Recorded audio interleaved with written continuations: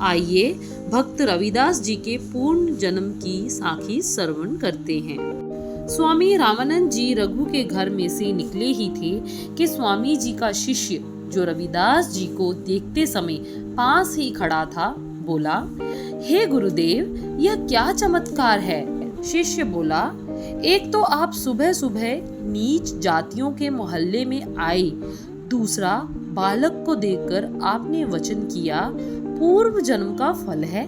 इसका क्या भावार्थ है, कुछ समझ नहीं आई। राम जी का क्या हुक्म है। रामानंद जी गुसाई का यह नियम था कि वह अपने शिष्यों को भ्रम में नहीं रखते थे, उनके हर संशय को निवृत्त करते थे। वह आप त्रिकालदर्शी थे। त्रिकालदर्शी होने के कारण उनको पूर्ण ज्ञान था। उन्होंने अपने शिष्य को उत्तर दिया, हे पुत्र, यह बालक जो देखा है यह एक महात्मा तथा भक्त होगा। पूर्ण जन्म में इसने एक भूल की थी, जिस कारण इसको चमार जाति के घर जन्म लेना पड़ा। जीव को कर्म का फल अवश्य मिलता है। शिष्य बोले, महाराज, इसने कैसी भूल की थी। रामानंद जी ने बोला, यह एक ब्रह्मचारी तथा मेरा शिष्य था। अब इसने रघु चमार के घर जन्म लिया है तथा 1 साल हुए मर गया था। इसका कल्याण होना था, पर इसकी एक इच्छा तथा दूसरी भूल रही, इसको फिर से जन्म लेना पड़ा।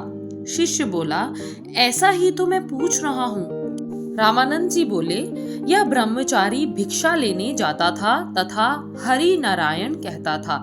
चुटकी चुटकी कई घरों से आटा लेकर आता, जो लंगर में पकता था। जो साधु आता वही भोजन करता। हमारे डेरे के पास छोटू मल कोटू मल बनियों का घर था। वह सारे बड़े नीच थे। उनका धंधा ठीक नहीं था। वह हर तरफ गरीबों को लूटते थे। उनका अभृद्य व्यवहार देखकर लोग कानों पर हाथ रखते थे। वे कम तोलते, धोखा करते, फरेब से माल कम देते तथा रकम ज्यादा लेते। राम की कसम, परमात्मा की सौगंध कहकर भोले पुरुषों को ठगते रहते। उन्होंने पापों से बहुत माया इकट्ठी की। यदि कभी पुण्य दान करते भी तो मुनाफे की खातिर करते। वे माया नागिन के पुजारी थे। झूठ के कारण इनकी बुद्धि मलिन हो चुकी थी। घर की स्त्रियां सत्यवती नहीं रहीं, वह पर पुरुषों से मेल करती। ऐसे महापापी पुरुषों के घर से आया आटा खाकर संतों की बुद्धि भ्रष्ट हो जाती है, मन अशांत हो जाता है। परमात्मा के चरण कमलों से वृत्ति नहीं जुड़ती थी। एक दिन वर्षा हो रही थी। हमारा शिष्य ब्रह्मचारी आटा मांगने के लिए गया। मंदिर में से निकलते ही बनिया के घर के आगे जाकर पैर फिसलने के कारण गिर पड़ा। चंडाल बनिए का लड़का खड़ा था। उसने ब्रह्मचारी को उठाया तथा आगे मांगने ना जाने दिया, बल्कि अपने घर से ही उतना आटा दे दिया जितना डेरे के लिए चाहिए था।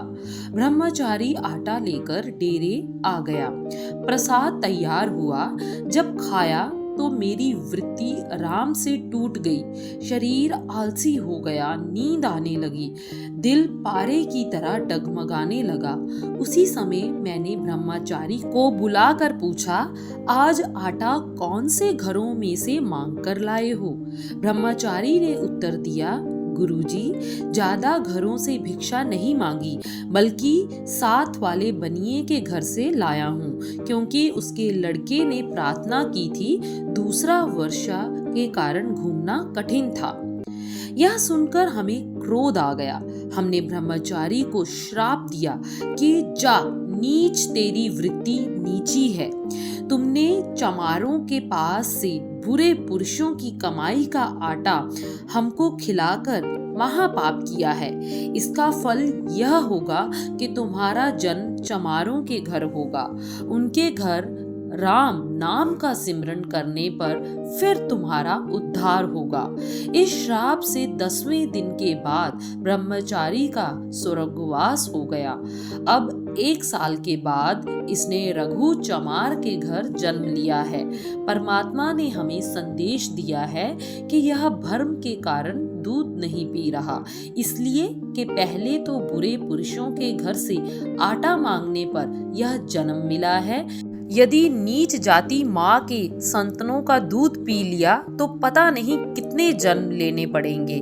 इस तरह काफी घबराया हुआ रोता जा रहा था।